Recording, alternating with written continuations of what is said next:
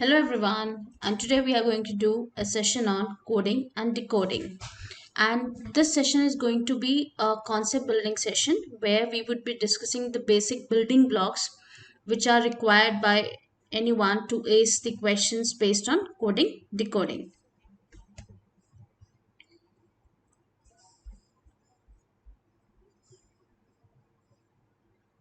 Now, what exactly is coding?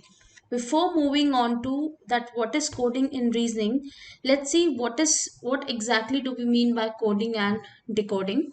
Now, I'm sure you all must have heard these two terms, encryption and decryption. This is same as coding and decoding. Let me take a very simple example. Let's say there's a room and there are 10 persons in that room. Each one of them can speak English, and there are only two persons in that room who can speak Spanish as well. So, if the first guy who knows Spanish and wants to convey a private message, or he wants to say something to another person who knows Spanish, and he wants that the other people cannot understand their conversation. So rather than using English, what he would do, he would speak to that person in Spanish, because in that case, the actual content or the actual conversation can only be understood by these two people. So he's coding his information or communication in Spanish here, so that only he and the person to whom he wants to speak to can understand what is being spoken about. Okay, so that's coding is basically, or encryption is basically hiding the data or converting the original data in such a format so that only the sender and the receiver can understand the actual content of that particular information. When we talk about coding and reasoning, it simply comes down to whenever any letter, word, or sentence is written or said in any language which hides the actual meaning of that particular letter, word, or sentence from every other except the desired person, that only the desired person can understand that what is the actual data or the information. So this particular process of converting the data into a format so that others cannot decipher it or could not understand it is called coding. Whereas decoding happens to be the exact reverse of this. Decoding is nothing but retrieving the actual meaning of the coded letter or word or sentence. And this decoding is done at the end of the receiver's end. Okay, it is done by the receiver, and who knows, the receiver already knows what has been the pattern of coding, so he can decode it accordingly. So as I've shared earlier, decoding is nothing but the exact reverse process of coding. Now let's understand what is the relationship between coding decoding questions and the English alphabets.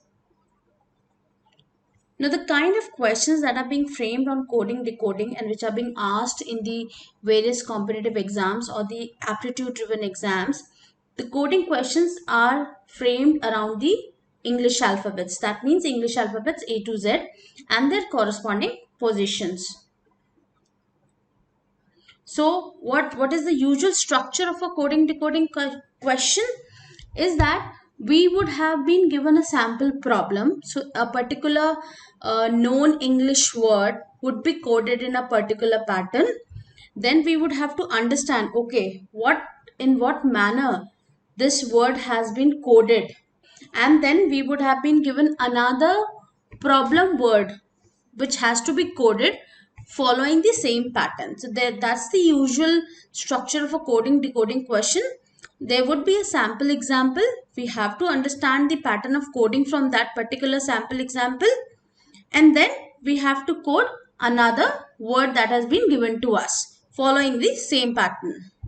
So, if you ask me, are there any specific ways to classify or categorize the questions based on coding decoding? My answer would be no, because there could be n number of ways to frame questions based on coding decoding, but still there are few relevant and widely asked types of questions which we have discussed in the upcoming sessions, and these are the types of questions which have been very frequently asked in your competitive exams.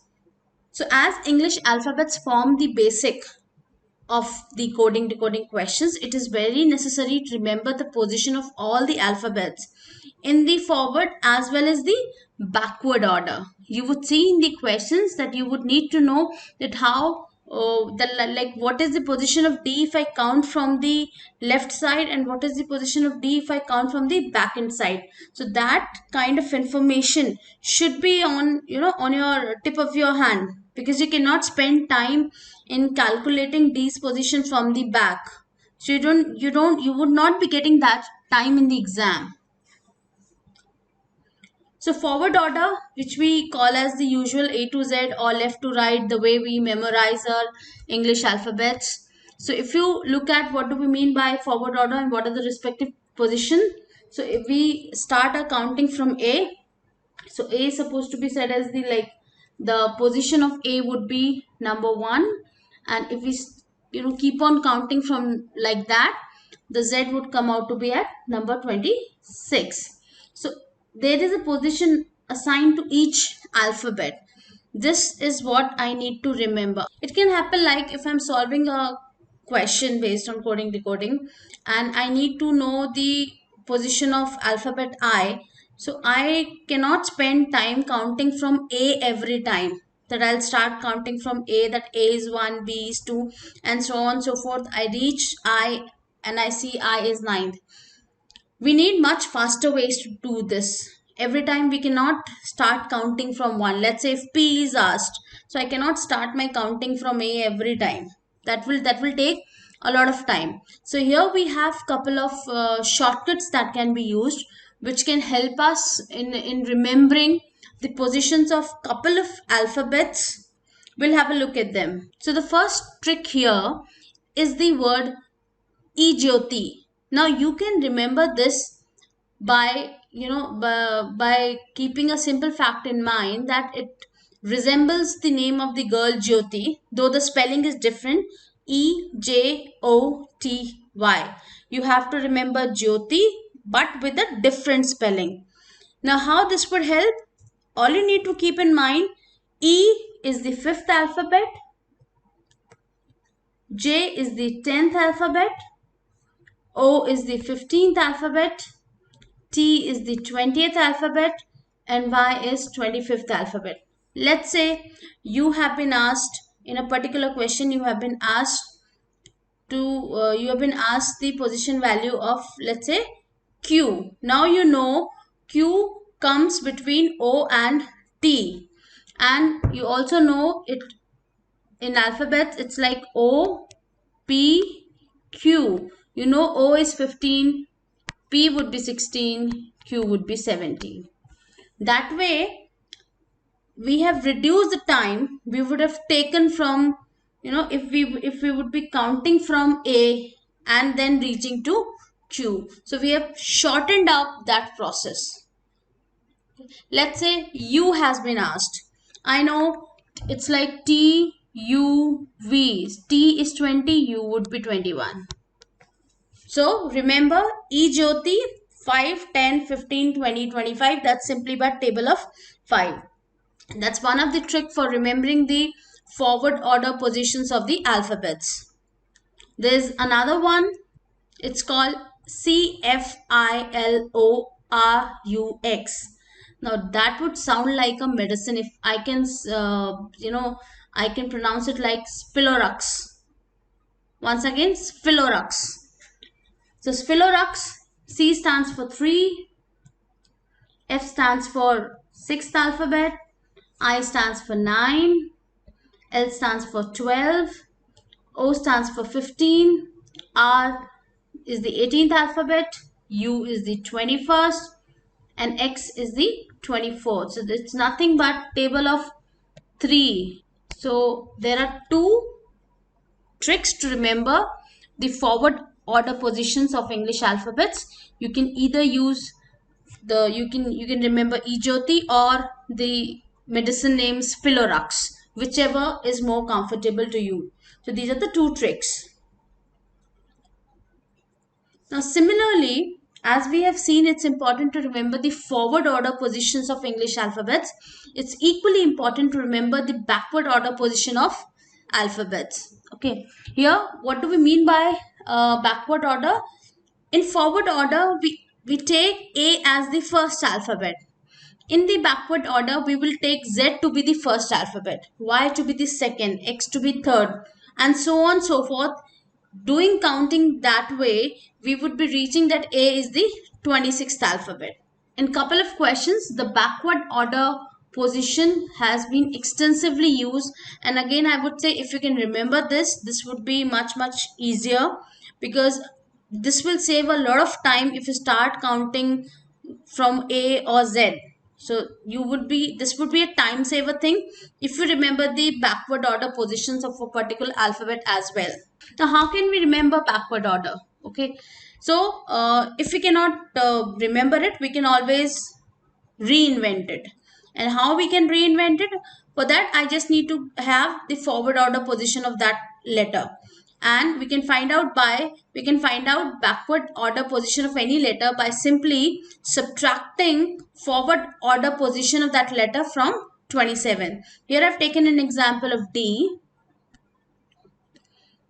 So I want backward order position of D. What I will do, I'll subtract forward order position of D from 27. So 27 minus 4 will get 23. 23 is the backward order position of D. Let's say we want to find out backward order position of O.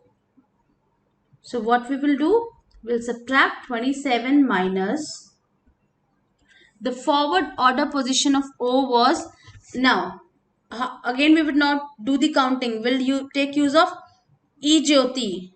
So O's position in the forward order comes out to be 15. So backward order position of O would be 27 minus 15, that is 12. Okay, so even we see that E Jyoti or Spilorux would be useful to us even when we are finding the backward order position of any alphabet. So these two things, forward and backward, are extremely critical, and that will greatly and immensely reduce the time that we will be spending on any coding decoding question. Similarly, in couple of questions you would see that opposite letters have been used. The concept of opposite letters have been used. Now in opposite letters, I would say if A is the first alphabet from the beginning, Z happens to be the first alphabet from the end. So I would say they are opposite. A is 1 and Z is 26. Similarly, B is the second alphabet from the beginning, or when I am reading from left to right. Same way, Y is the second alphabet when I'm reading from the end or when I'm reading in the backward order. So these are called pairs of opposite letters. One important thing that you will notice here, that in opposite letters combination, the sum of any pair, the sum of positions of any pair of alphabets will always be 27. For example, A is 1 and Z is 26. So 1 plus 26 is 27. E is 5 and V is 22. So sum is 27. So in any pair, there would be 13 pairs. So in any pair of opposite letters, the sum should come as 27. And that will also give us a kind of a checkpoint. If the sum is not coming out to be 27, then our opposite letter things has gone wrong. We have taken up the wrong combination. Now, how do we remember this? Because couple of times, again, as I said, if we start counting, okay, H is 8th from the beginning, what would be 8th letter from the end? We cannot spend time in counting and, counting from the A or from the Z. We need some kind of time saving tricks here. So there are tricks to remember these opposite letters pairs. There are 13 pairs, and there are couple of shortcut mnemonics which will help you to remember the pair of opposite letters. Let's have a look at them. So first pair is A to Z. This can simply be remembered as A to Z. We always say English alphabets A to Z. So that's the basic trick. So the complementary of A is Z. Like A is the first letter from the beginning, Z is the first letter from the end. Second pair is BY, and I can remember it as from the word buy. So I can remember B and Y are a pair of opposite letters. Third pair is CX. C is third letter from the beginning, X is third letter from the end. And the trick to remember, Christmas. So C happens to be the first letter of the word Christmas, and X happens to be the last letter of the word Christmas. So Christmas could be the key to remember this pair of opposite letters. DW. I can remember this with the English word dew. DEW, dew. So the complementary of D is W. Then we have EV. Fifth letter from the beginning is E. Fifth letter from the end is V. We can remember it by the word evening. EV, the first two letters. So I can remember it that they are an opposite letter pair. Then we have FU. So this can be remembered by using a pair of words fair and fair. Sounds easy? I think that sounds fair. So fair and fair. F, complementary of F is U. Then we have GT. G is the seventh letter from the beginning. T happens to be the seventh letter from the end. How can we remember this? By GT Road, Grand Trunk Road, probably one of the most famous roads that we have in India. So simply GT Road. Then we have HS. That's another pair. We can simply remember it by high school. HS stands for high school. IR, Indian Railways, or infrared. You can use infrared as well. To remember that I and R are a opposite letter pair. JQ, Jack Queen. Jack Queen are actually nothing but the cards in our playing cards. There are specific kind of cards. Okay, so Jack is paired with Queen. Remember that way. Jack is always paired with Queen. KP. Just remember the opposite of it. I'm sure you all must have seen the movie PK. So just remember it by that PK or KP, they are a pair of complementary or the opposite letter. LO, LO love, LOVE, just remember LO. That L and O are a pair of complementary letters. And lastly, MN. MN can be remembered by the word man. You could also use morning. You could also use moon. There could be 2-3 ways to remember this. And it's not very difficult. It's very simple. Once you do this twice or thrice, these all mnemonics or the shortcuts would stay with you. It's simply A to Z, buy, Christmas, due, evening, fair and fair, GT Road, high school, Indian Railways, Jack Queen, PK movie, love, man. It's very simple. And these are very simple words. If you do them twice or thrice, they are going to stay with you, and you don't have to put any extra effort to remember them. And this is going to be very handy when you're solving coding decoding questions. So in the next session, What we will be doing is we will be discussing the various types of coding decoding questions. Okay, as I said, there are no fixed ways to define, but still we would try and contain them in the some 8 to 9 different varieties. And these 8 to 9 varieties of questions of or 8 to 9 varieties of coding decoding questions are the ones which have been frequently asked in the various law exams or any competitive aptitude exam. Okay, and we will also individually see what should be the correct approach to solve those questions, how we will be using the forward order positions, the backward order positions, and the opposite letter concept while solving these questions. So thank you. Thanks a lot. Bye bye.